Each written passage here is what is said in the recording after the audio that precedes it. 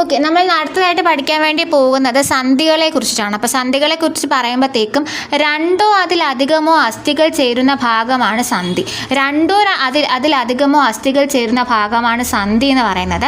അസ്ഥികളുടെ ചലനത്തിന് സ്വാതന്ത്ര്യം കൂടുതൽ നൽകുന്നതാണ് ഈ സന്ധി എന്ന് പറയുന്നത്.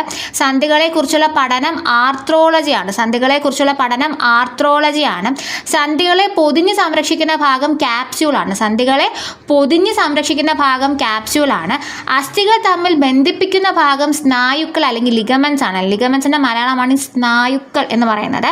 അസ്ഥി സന്ധിയിൽ കർഷണം കുറയ്ക്കുന്ന ദ്രവമാണ് സൈനോവിയൽ ദ്രവം. അസ്ഥി സന്ധിയിൽ കർഷണം കുറയ്ക്കുന്ന ദ്രവമാണ് സൈനോവിയൽ ദ്രവം എന്ന് പറയുന്നത്. സൈനോവിയൽ അറയ്ക്കുള്ളിലാണ് ഈ ദ്രവം നിറഞ്ഞിരിക്കുന്നത്. അപ്പോൾ ഓർക്കേണ്ട കാര്യം രണ്ടിൽ കൂടുതലുമായിട്ടുള്ള അസ്ഥികളുടെ ചേരുന്ന ഭാഗമാണ് ഈ സന്ധി എന്ന് പറയുന്നത്. ഈ സന്ധി കാരണമാണ് അസ്ഥികൾ കുറച്ചും കൂടി സ്വാതന്ത്ര്യം കൂടുതൽ കിട്ടുന്നത്. ഈ സന്ധികളെ കുറിച്ചുള്ള പഠനമാണ് ആർത്രോളജി എന്ന് പറഞ്ഞ സന്ധികളെ കുറിച്ചുള്ള പഠനമാണ്. ഈ ഓരോ സന്ധിക്കും ചുറ്റാകെയുമുള്ള സംരക്ഷിക്കുന്ന ഭാഗത്തെ പറഞ്ഞ പേരാണ് ക്യാപ്സ്യൂളിനകത്തായിരിക്കും ഈ സന്ധിയെ ക്യാപ്സ്യൂളിനകത്തായിരിക്കും ഈ സന്ധിയെ സംരക്ഷിച്ചിട്ടുണ്ടാകുന്നത്. രണ്ട് അസ്ഥികളെ തമ്മിൽ കണക്ട് ചെയ്യുന്ന ആ ഒരു ലിഗമെന്റ് മലയാളമാണ് സ്നായുക്കൾ എന്ന് പറയുന്നത്. ഇനി ഈ സന്ധിയിൽ വന്നിട്ട് അസ്ഥികൾക്കിടയിലുള്ള ആ ഒരു ഫ്രിക്ഷൻ, ഉരസുമ്പോൾ ഉണ്ടാകുന്ന ഫ്രിക്ഷൻ കുറയ്ക്കുന്നതിന് വേണ്ടിയിട്ട് സൈനോവിയൽ ഫ്ലൂയിഡ് ഉണ്ടാവും. ഈ സൈനോവിയൽ ഫ്ലൂയിഡ് ഇരിക്കുന്നത് ഈ സൈനോവിയൽ അറയ്ക്കുള്ളിലാണ് ഇരിക്കുന്നതെന്നും കൂടെ ഓർത്തിരിക്കാം. നമുക്ക് 4 രീതിയിലുള്ള സന്ധികളെ പറ്റിയാണ് പഠിക്കാനായിട്ടുള്ളത്. ഗോളര സന്ധി, വിജാഗിരി സന്ധി, കീലസന്ധി, തെന്നി നീങ്ങുന്ന സന്ധി. അപ്പോൾ ഗോളരസന്ധി, വിജാഗിരി സന്ധി, കീലസന്ധി, തെന്നി നീങ്ങുന്ന സന്ധി. ഈ ഗോളരസന്ധി പേര് പോലെ തന്നെ എന്തായിരിക്കും, ഏറ്റവും കൂടുതൽ ചലനശേഷി ഏറ്റവും കൂടിയ ബോൾ ആൻഡ് സോക്കറ്റ് നമ്മുടെ ഈ ഒരു കൈക്കുഴയിലും തോളെല്ലിലും ഇടുപ്പെല്ലിലും വരുന്ന ഏറ്റവും കൂടുതൽ ചലനം കൂട്ടിയുള്ള സന്ധിയാണ് ഈ ഗോളരസന്ധി എന്ന് പറഞ്ഞാൽ.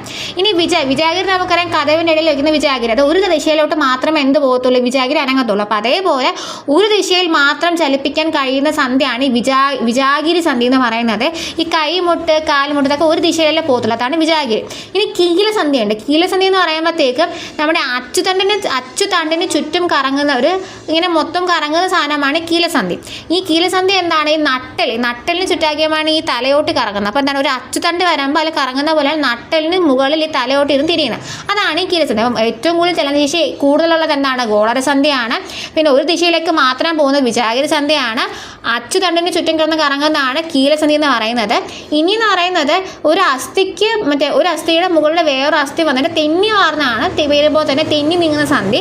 അത് ഈ കൈക്കുഴ, കാൽക്കുഴയിലൊക്കെയാണ് തെന്നി നീങ്ങുന്ന സന്ധി വരുന്നത്. അപ്പോൾ 4 സന്ധി ഉണ്ട്: ഗോളരസന്ധി, വിജാഗിരി സന്ധി, കീലസന്ധി, തെന്നി നീങ്ങുന്ന സന്ധി.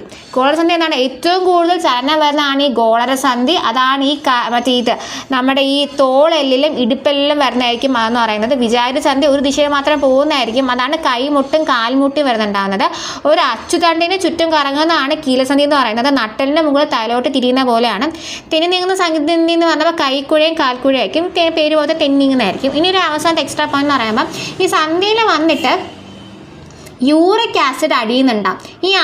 അങ്ങനെ ഈ യൂറിക് ആസിഡ് അടിഞ്ഞു കൂടുന്ന ഒരു വീക്കം വരുന്നുണ്ടാവും, അതാണ് ഈ ഗൗട്ട്. അപ്പം ഈ സന്ധിയിൽ യൂറിക് ആസിഡ് അടിഞ്ഞു കൂടിയിട്ട് ഒരു വീക്കം വരുന്നുണ്ടാവും, ആ വീക്കത്തെ പറയുന്ന പേരാണ് ഗൗട്ട്. അപ്പോൾ യൂറിക് ആസിഡ് അടിഞ്ഞു കൂടിയിട്ടുള്ള വീക്കമാണ് ഈ ഗൗട്ട് എന്ന് പറയുന്നത്. ഈ ഗൗട്ട് അറിയപ്പെടുന്നത് ബിഷപ്സ് രോഗം അല്ലെങ്കിൽ റിച്ച്മാൻസ് ഡിസീസ് അല്ലെങ്കിൽ ബിഷപ്സ് രോഗം അല്ലെങ്കിൽ റിച്ച്മാൻ ഡിസീസ് ആണ് ഗൗട്ട്. ഇങ്ങനെ വന്നു, യൂറിക് ആസിഡ് അടിഞ്ഞതുകൊണ്ട് വന്നു.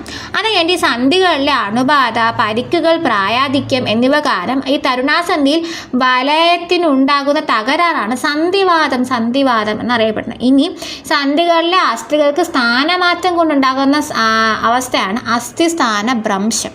അപ്പോൾ നമ്മൾ ഗൗട്ട് പഠിച്ച് യൂറിക് ആസിഡ് കാരണം അതിനെ ബിഷപ്സ് രോഗമെന്ന്, റിച്ച്മാൻ ഡിസീസ് എന്ന് വിളിക്കാറുണ്ട്. പിന്നെ സന്ധിവാദം എന്നാണെന്നും അസ്ഥിസ്ഥാനഭ്രംശം എന്ന് പറഞ്ഞു. അപ്പോൾ അങ്ങനെയാണെങ്കിൽ എന്താണ് ഈ കീലസന്ധി എന്ന് പറയുന്നത്?